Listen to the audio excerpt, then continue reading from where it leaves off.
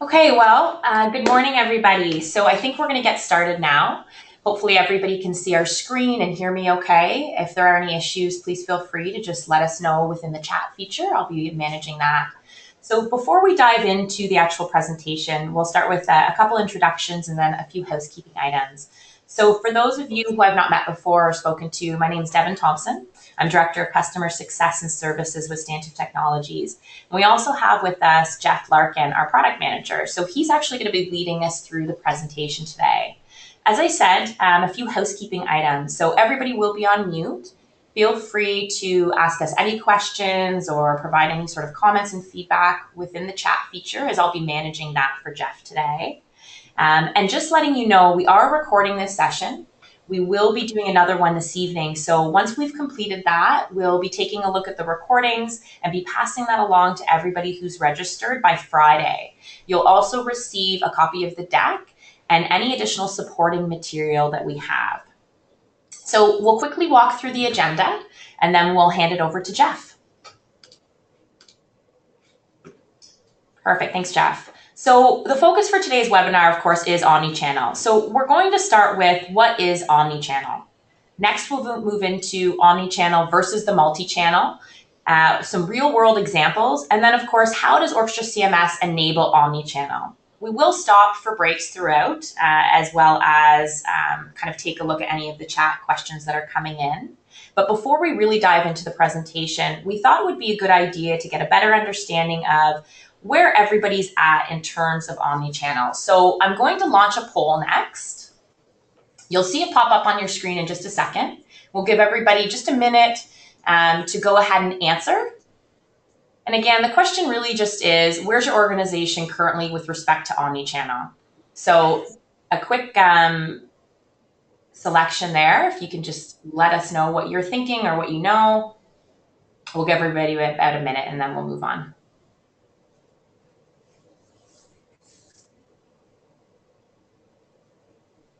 Okay. We've got about 63% of you that have voted. If you can just do that quickly, that would be great.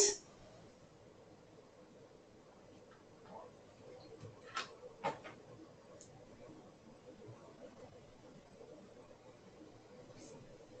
right. All right, we're going to close the poll. So just sharing the results. So we have about 33% that say they currently have an omnichannel strategy. A little bit of reading is at 17%. And then that 50% actually, which is, I guess, why you're here joining us today to learn a little bit more. So that's great. We thank you very much. So now we should see the presentation back up. And now I'm going to hand it over to Jeff. So Jeff, take it away. Sounds great. Thank you so much, Devin. I'm actually really excited to talk about Omnichannel today. It's been a topic, actually, quite a bit of conversation here at the office, and to start sharing with everybody else and everything that we've learned is a big thing. So really what I want to start with is really talking about what is Omnichannel and what is the basic definition and really what is included in Omnichannel. When people first hear Omnichannel or think about it, most people think of retail. They think about blending the digital store with the physical store, and most definitions talk about the customer experience. While this is true, Omnichannel is more than just retail. It applies to all businesses and all industries. It is about providing a seamless digital experience for our employees, partners, citizens, and of course customers on every digital touchpoint they use. It started with the customer, but it has moved into all spaces of our digital lives. So what are those digital channels? Most people think of three main channels: desktop, mobile, and social. They think that they have built an omnichannel strategy if they have created a website that works on a computer, a mobile site, or even a mobile app, and they push their content on the social feeds. But this is really thinking too small.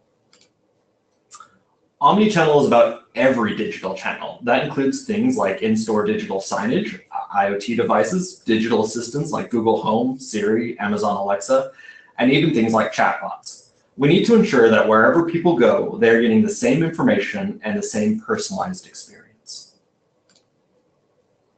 So why is all of this important? It isn't because it is a cool new buzzword, but there's business value in it. Omnichannel strategies provide a competitive advantage and help keep your customers, partners, and employees engaged with your company.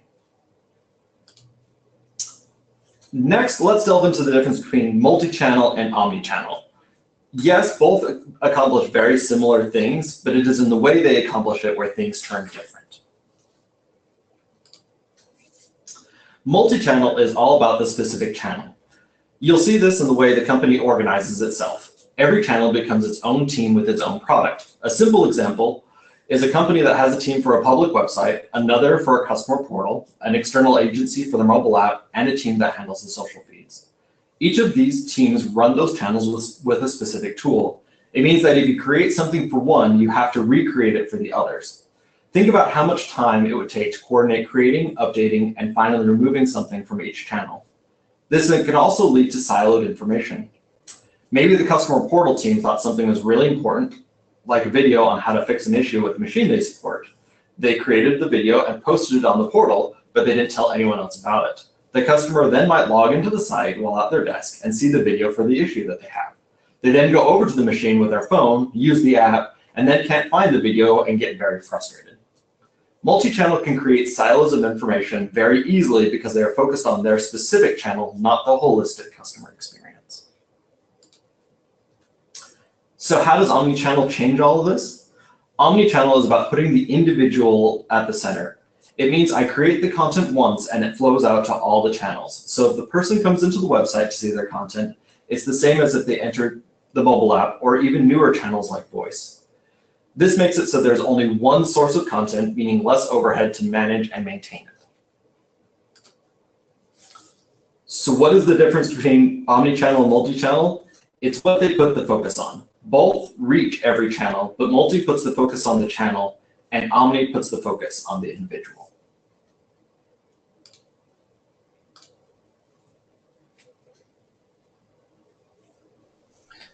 Okay. I'm not seeing any questions so far in the chat section, but we'll give everyone a moment here and Jeff a quick little break.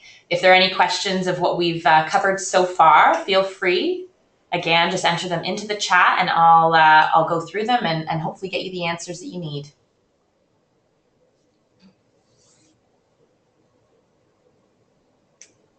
Okay, I don't see anything coming in right now. Go right ahead, Jeff. Sounds great. So next, I want to go into how is omnichannel really used. We're going to step through some scenarios and talk about how they would be done using multi-channel and how that would be done using the omnichannel strategy. They will all build off of each other as new product problems or new channels arrive. This company currently runs a public website, a customer partner portal, and posts information on Facebook, LinkedIn, and Twitter. In the portal, they do some basic personalization to show different content based on if you're a customer or a partner. First, let's start simple with just what they are running right now. Marketing has just come up with a new case study about how someone uses their product and the problems it solves.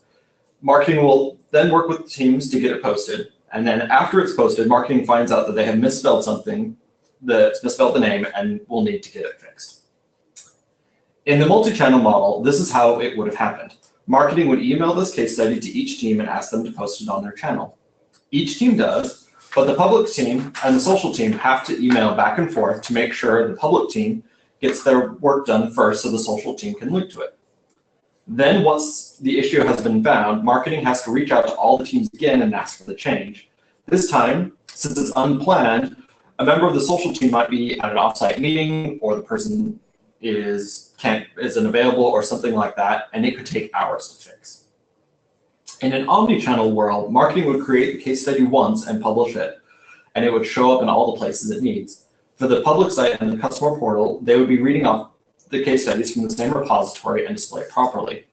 You could also have that repository post that content automatically to the social feeds. That way, no matter how the customer gets the content, it is always the same, and one team can't do something without it happening on the other channels.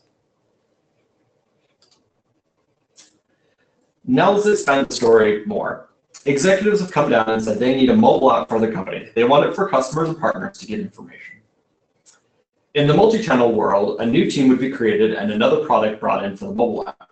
They would then have to recreate all the content that is currently on the portal for that app. And now when something is created, they have to create it there as well. On top of creating the content, you also have to set up the same visibility rules on each system to ensure the right audience is seeing the right content. In an omnichannel world, you would still need to create a mobile app, but instead of having to recreate the content, the app could just go get it right from the source. That source can also maintain the rules for who needs to see the content so that each team doesn't have to recreate the personalization rules separately. Now the company wants to create an intranet for their employees. They currently have a few departmental sites and want to provide a way to consolidate and share information between departments. They also want to provide all the case studies they have made available on the public sites, and employees don't have to leave the intranet to get the same information. For multi-channel, this again would require another platform and another team.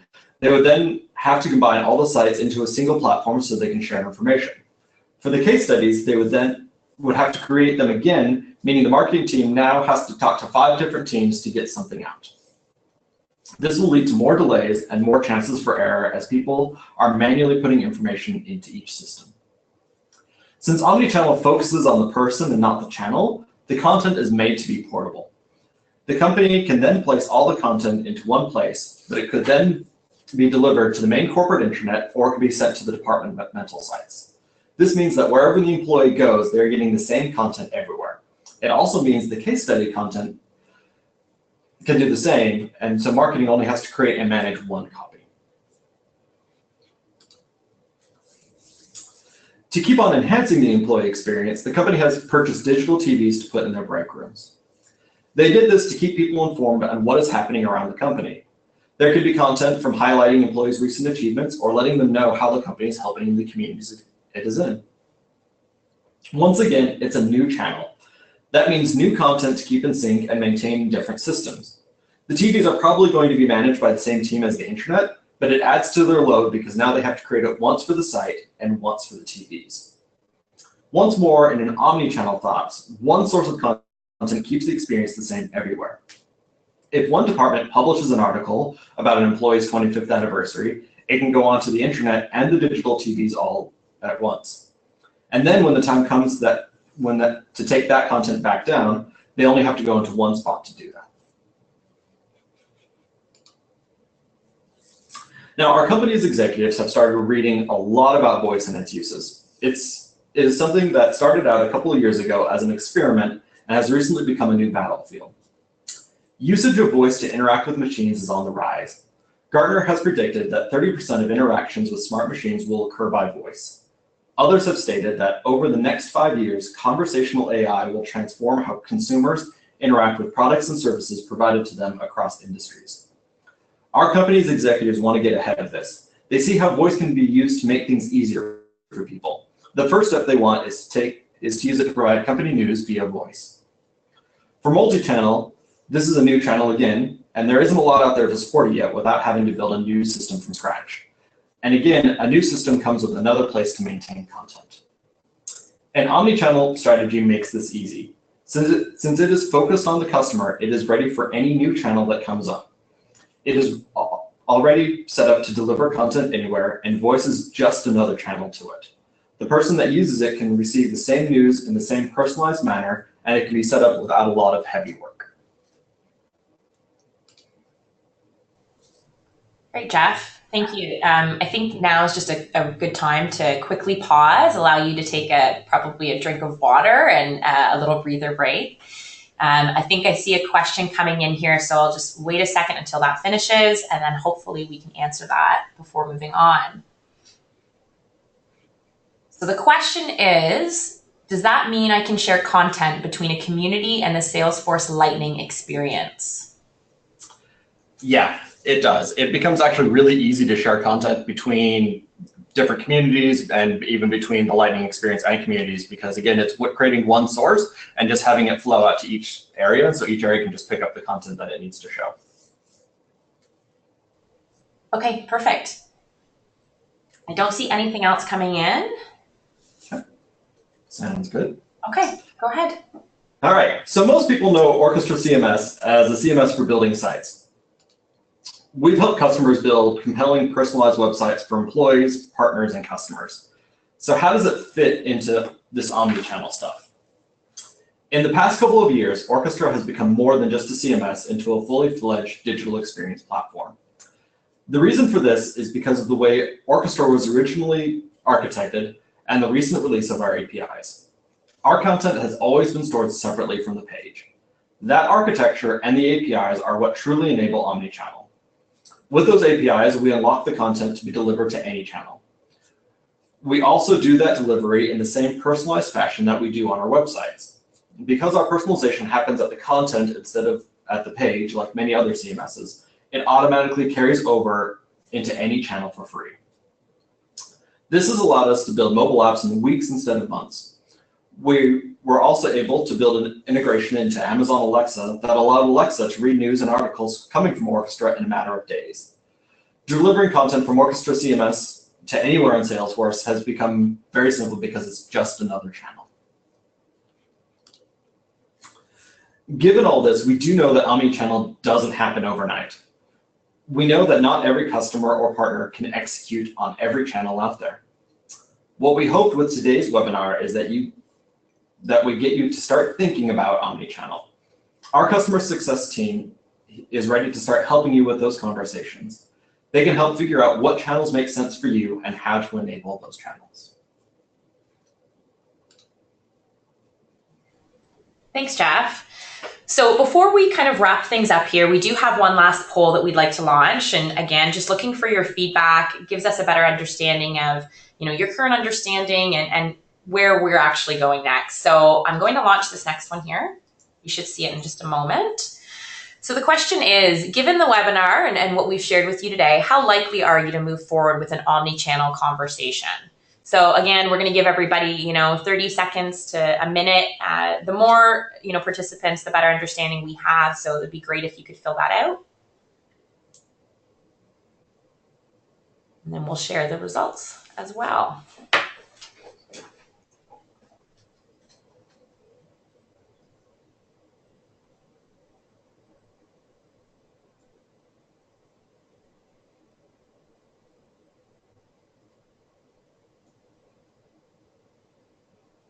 Okay, so we've got about 73%. So we'll give you just 10 more seconds. If everyone can just participate, that would be great.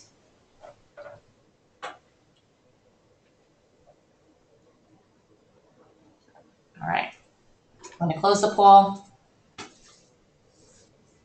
let's take a look at the results here. I think everybody should see that now.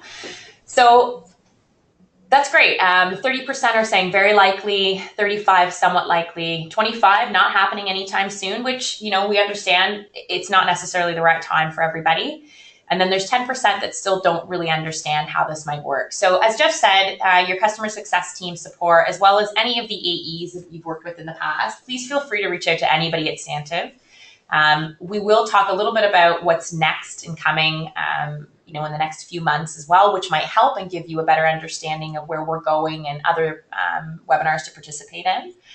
And hopefully that helps with that last question as well. So Jeff, you should have that back up.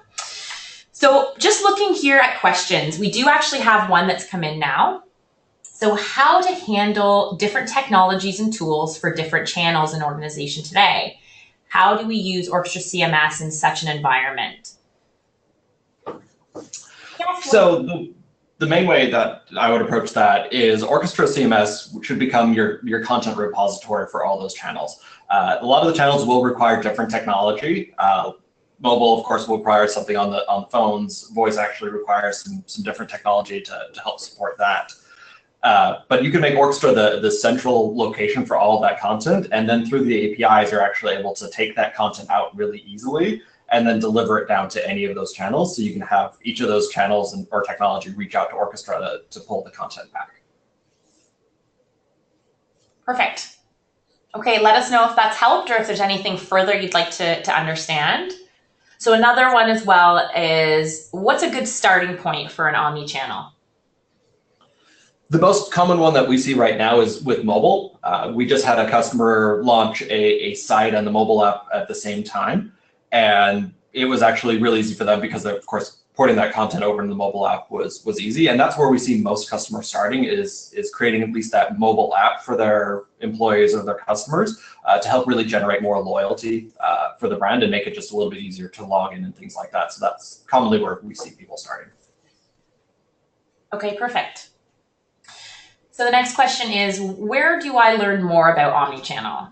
Jeff, I'll let you take this one, but I will also mention we are going to be going over some additional resources that we have that we found that's been quite helpful to us, and we'll be sending that as part of the follow-up. But Jeff, maybe you can just give us some feedback on where you've been doing your research and what's gotten you to the point that you are today.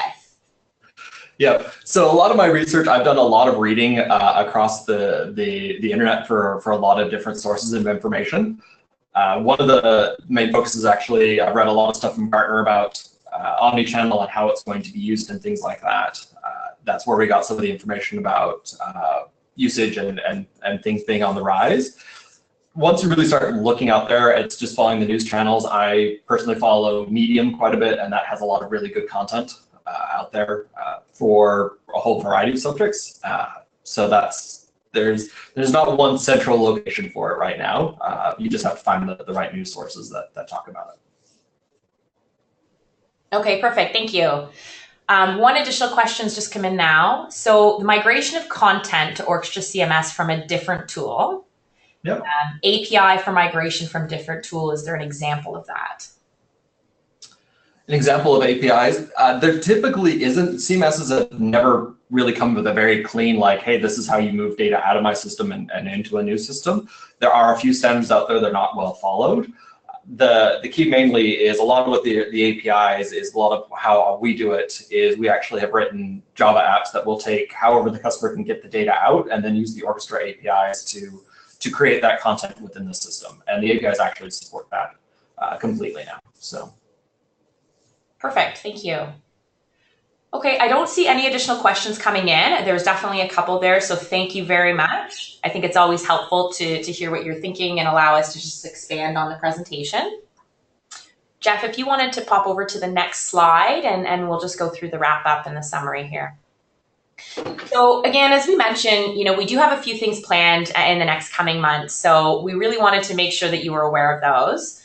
October 25th, the 4 reasons you'll need a digital experience platform. So our very own Doug Gervin, Stantive CEO, will actually be sitting on a panel, and the topics will be omnichannel, primacy of the customer, digital engagement platforms, and DXP. So we'll make sure that everybody has access to that, probably in our newsletter, so you'll be able to register there. Of course, we'll also be attending Dreamforce. Any of our current customers, it would be great to know if you're going to be there. We'd like to make sure that we have some time to visit with everybody, so please let us know. You can just reach out to your customer success manager. And then Omnichannel, making Omnichannel possible. So a deep dive of Orchestra CMS and the APIs. So this really is meant to be an extension of what we're going through today, where we get a little bit more technical. So we're diving into the APIs specifically, and I believe Jeff and I will be hosting that. We're still looking at December timeframes, but we haven't booked an actual date. But again, that monthly newsletter, please make sure you take an opportunity to sign up for that today, and then you'll see all of those announcements and all of the updates that are happening from our side of things.